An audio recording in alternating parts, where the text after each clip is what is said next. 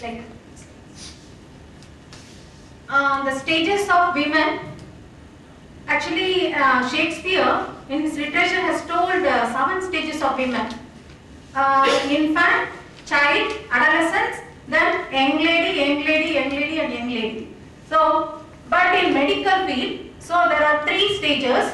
One is menarche, adolescence, that is childbirth and delivery, then menopausal stages.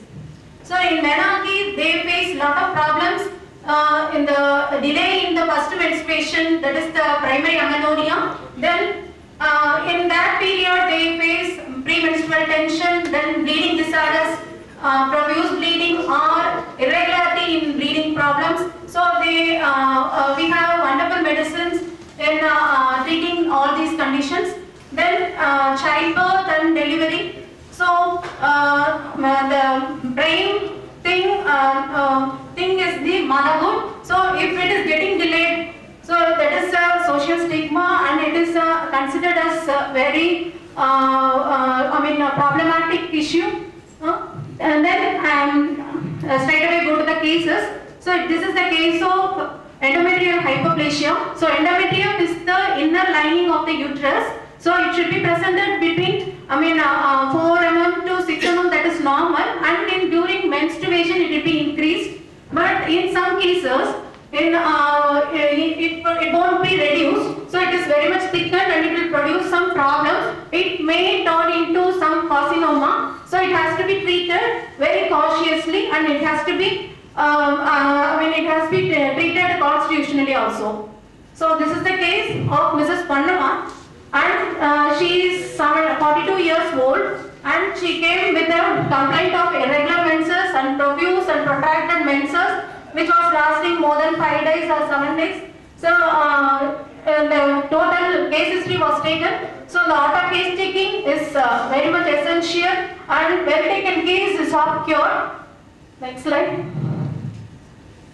So this is a report, thickened endometrium with hypoechogenicity and multiple tiny cystic spaces within it, may suggestive of cystic endometrial hyperplasia and query endometrial carcinoma.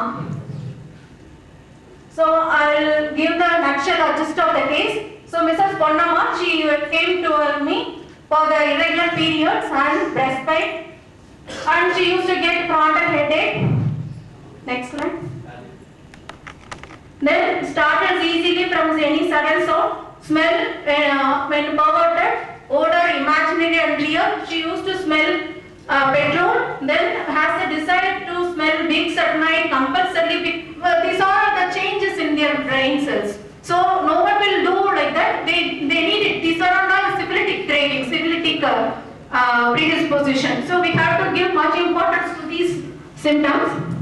Then tight clothes increases uneasiness, but adjust with it. Abortion, crowded area. Next slide. Then menstrual history, menarche 13 years. Then irregular since 1 year. Duration usually 4 days. Flow, profuse, worse walking, worse lightest movement. Next slide. Obstetric history also revealed some syphilitic pathology here. So first 4 deliveries FTND. Died immediately due to deformed skull. So we have to give much importance to the family history, obstetric history. So that will give us the clue for the miasm of the family background. So we treat the disease by giving genetic constitutional similitude, that is GCS. So we have to give much importance to all these history also. So and then life phase investigation. She is the eldest, has 2 siblings. Father worked as mechanic in TVS. And father was very strict. So the father was very dominating towards her, towards the whole family also. So she has been under stress from the childhood. Military life, a long history of parental control. She studied 8th standard, married at 15 years, consanguineous marriage. Probably the consanguineous marriage would be the reason for the deformed skull presentations like that. She is the eldest daughter-in-law. Even if she do so much work, others are not satisfied. She is very much workaholic, very industrious. She won't hesitate to any compassionate. Anxiety and weeps easily if she fears that anyone is sick or on hearing anyone in a hospital. Keeps on seeing sad scenes in TV. Next slide. Weeps from that shows her sensitiveness. She is sensitive and oversensitive, sensitive to rudeness and reprimands.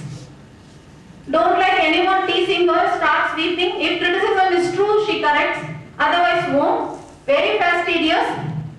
Wants everything to be very neat. Things must be in place. If severe breast pain, her case was taken. So she was a lecturer in textile polytechnic. So swelling in the right breast since 2 years. Initially started in the right to left. Breast multiple swelling. She also had fibrocystic disease. Fibrocystic disease is nothing to be panicked unless it develops some pains. So fibroadenoma should be treated very cautiously. Sometimes it may turn into cancerous conditions. Then next, past history, nothing significant. Then family history, hypertension problem. Then personal history, appetite normal, increase in the evening. Then thermals cannot tolerate hot. She used to have warm food and warm drinks. Then desires uncovering, desires moderate. Timid and she does not know to go alone. She always needs a company to accompany with her. I had many stress during the period when husband was doing a finance business.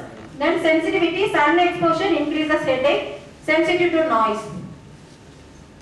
Then lifespan, patient is the sixth child, 3 brothers and 2 sisters. Patient is interested in embroidery and tailoring works. That shows she had an artistic aptitude. She suffered from sleeplessness for 20 years after the death of her mother, who died by committing suicide by firing herself. She feels much shy to talk with others and even make eye-to-eye contact. Very shy, timid and bashful.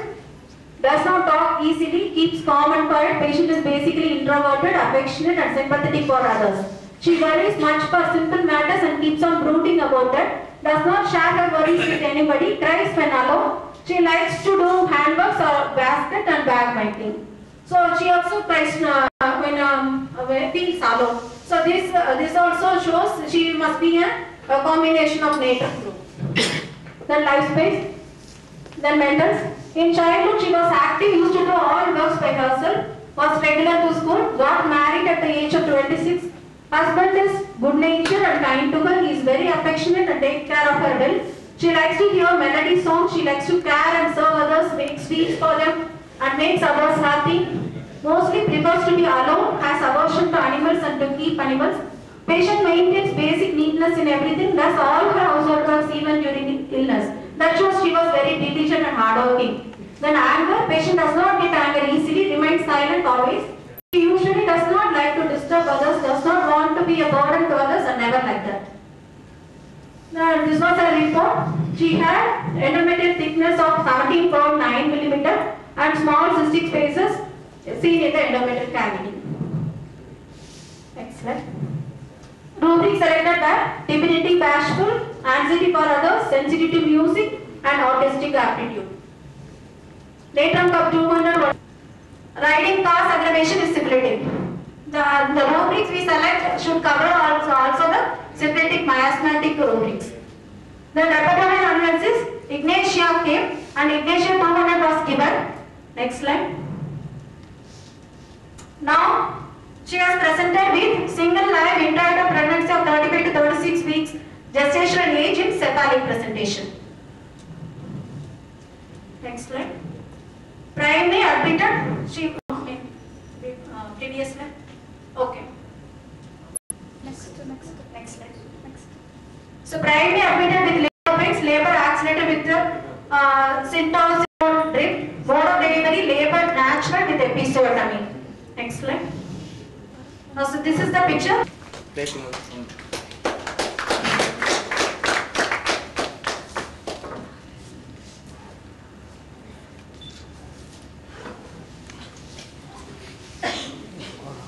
Thank you, sir. As an aid for case taking, Dr. R. Gyanasambandam has contributed a Medihome case recorder. Now I request Dr. D. Manju to give up the case recorder to Dr. Charuvahan.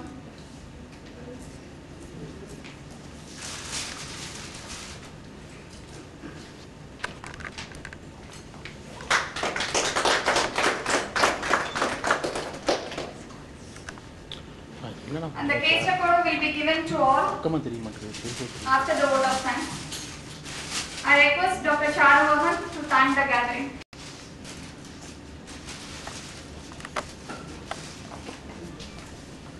Good evening to all. Good evening to all.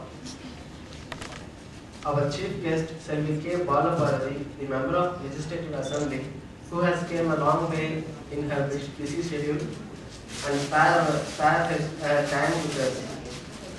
And next, I would like to thank all our chief guest of honors, Dr. N. Subramanian sir, Dr. P. Subramanian sir, Dr. D. Muthuramalingam sir, and Dr. N. Vijaykumar sir, Dr. S. M. and Dr. P. Victor Das sir. I would like to thank the speakers, Dr. R. Gnanasambanam and Dr. C. Sundari Sambarthi madam, who has given us a mind-blowing session and explored their experience with us, which has given us a vast view to do our homeopathic practice in a better way.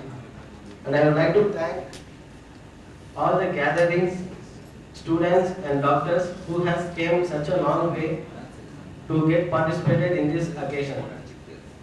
Thank you on that. Let's end the event of today with National Anthem.